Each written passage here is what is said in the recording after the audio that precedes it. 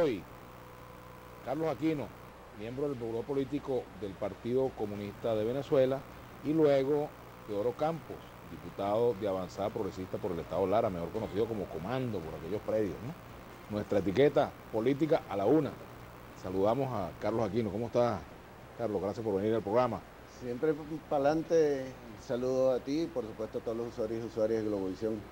Bueno, hoy ha anunciado, mejor dicho, ayer ya se conoció pues, la noticia de que la mesa de la Unidad Democrática se retira de la mesa de diálogo. Consideran que este es un ciclo que se ha cerrado y que no se volverá a abrir. Me gustaría de entrada tu opinión sobre este tema, ¿no? Mira, con eso que se da eufemísticamente a llamar Mesa de la Unidad Democrática, uno tiene que darle seguimiento a todas las declaraciones que dicen, porque depende del vocero, depende del momento, depende de un conjunto de situaciones. Porque más de uno asumía que ya se habían levantado de la mesa, desde diciembre estaban con algunos voceros, estaban con ese tema, otros no. Entonces, es muy difícil realmente asumir o creer que cuando una persona asume una vocería realmente está hablando por un conjunto bastante heterogéneo. Entonces, nosotros sobre ese tema esperaríamos unos días para ver qué dicen otros representantes de otros diversos sectores de esa llamada mesa. No tienes que esperar mucho porque después de ti viene Teodoro Campos y vamos a ver qué opina de este anuncio que ha hecho Chudo Torrealba, el secretario ejecutivo de la Mesa de la Unidad Democrática. En todo caso, hay quienes piensan que en Venezuela hace falta el diálogo, pero incluso en cada uno de los bloques, porque hay sectores de la MUD que se quejan de que no son tomados en cuenta, de que las decisiones se adoptan y no se discuten, pero también en el propio gobierno, en el polo patriótico, o gran polo patriótico, o el bloque de la patria, como lo llaman en el Parlamento, también se quejan algunos de que las cosas no se discuten, de que les toman decisiones y les aplican la democracia participativa, es decir, les participan. Efectivamente. Entre ellos ustedes, los comunistas. Efectivamente, cuando se fueron dando el año pasado los primeros anuncios y planteamientos por parte del gobierno, hay que decirlo, con llamados a sectores de la oposición a dialogar, ya desde esos momentos nosotros, desde el Partido Comunista de Venezuela, expresábamos que no teníamos mayores objeciones a que se crearan puentes y canales de comunicación entre el gobierno y sectores de la oposición, pero que era absolutamente fundamental, digamos, entre las cosas que mencionamos, absolutamente fundamental, que entre las fuerzas que reivindicamos el proceso, que hemos defendido este proceso, indudablemente también hayan mecanismos de discusión, de debate, de articulación, de coordinación para cohesionar realmente las políticas y que incluso temas que se discutan en esos puentes y en esos espacios con la oposición sean también debatidos a lo interno de la Ustedes fuerza. y el PPT tienen años reclamando eso, pero no les hacen caso.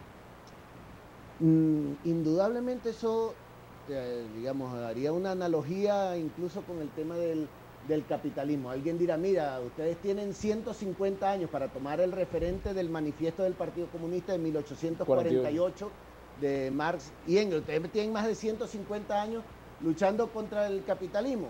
Mientras siga siendo fundamental, mientras siga habiendo razones para pelear por una causa, nosotros seguiremos luchando por ella, indistintamente del tiempo que pase.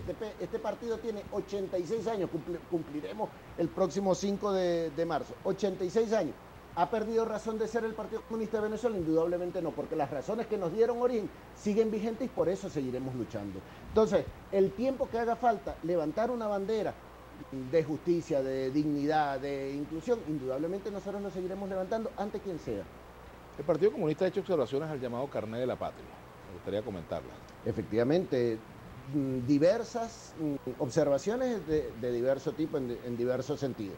Por ejemplo, una de las cosas que hemos expresado es que esa enorme inversión de recursos financieros, de recursos humanos, de recursos tecnológicos, nosotros consideramos que sería quizá importante haberlos aprovechado para renovar algo que hace tiempo ha debido hacerse, la cédula de identidad de todas y todos los venezolanos, sino de un grupo de venezolanos y de venezolanas, sino para todos, porque realmente, y hay que decirlo sin ningún problema, sin ningún ambaje, la cédula de identidad de los venezolanos da vergüenza, es un papelito mal plastificado que no te dura, que supuestamente tiene una vigencia de 10 años, pero ya al año ya se está desconchando esa plastificación, no tiene mínimos reales medidas de seguridad. Entonces, esa inversión con chip, con un conjunto de informaciones importantes de la persona, debería hacerse, pensamos nosotros. Interesante ese tema de esa inversión para renovar la cédula de identidad.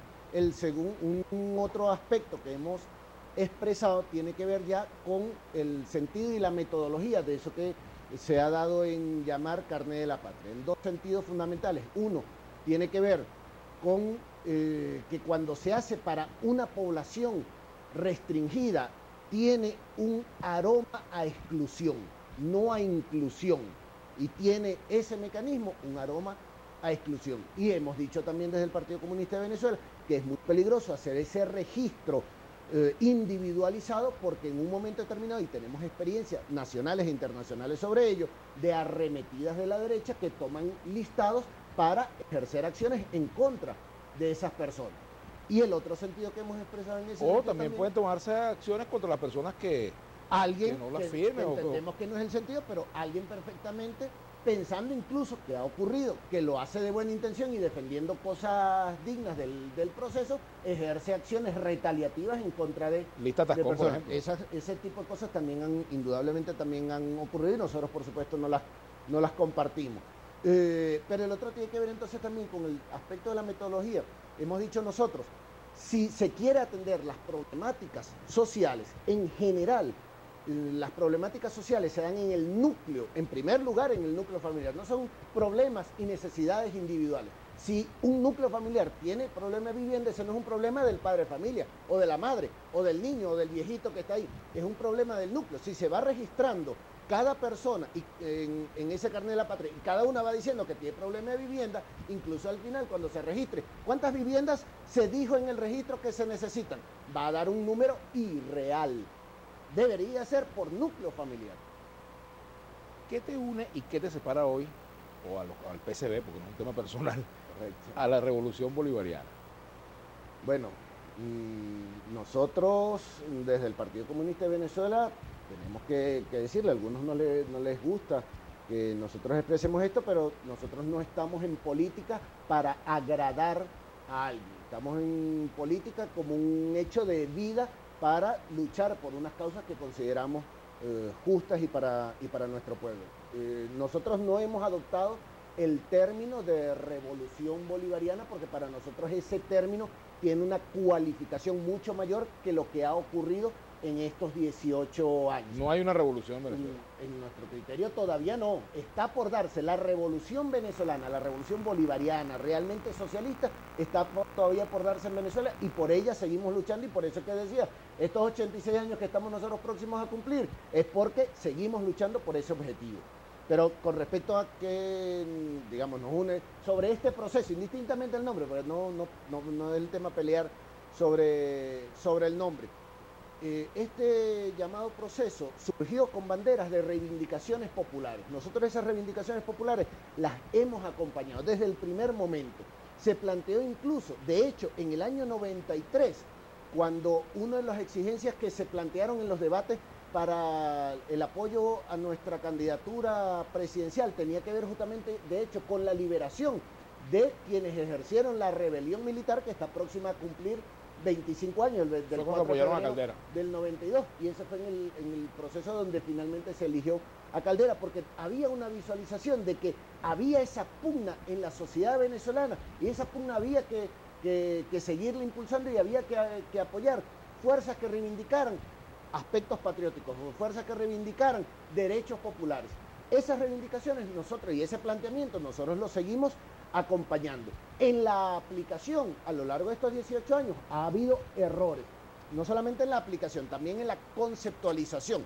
Por ejemplo, el desarrollo agrario, el concepto general nosotros lo seguimos respaldando, pero ¿qué ocurre? Muchas veces, y en general, ha habido la concepción a lo largo de estos 18 años de que el desarrollo agrario es en pequeños fundos, esos que se llamaron, por ejemplo, los fundos zamoranos. En nuestro criterio, ese concepto era equivocado. Un buen planteamiento general, pero una aplicación equivocada porque tiene que ser la gran producción. Y nosotros levantamos esa bandera. Entonces, hay aspectos que nos unen, hay aspectos que nos separan, pero indudablemente jamás, y eso que le quede bien claro a todo el mundo, jamás nos pasa, y ni lo tenemos planteado, hacer alianza de ningún tipo con la derecha. Críticas para avanzar y profundizar este proceso.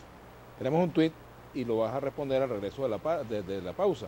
Gustavo Budiño dice, su invitado comunista que diga en cuáles países del mundo el comunismo ha sido un éxito y ha habido prosperidad. Al regreso.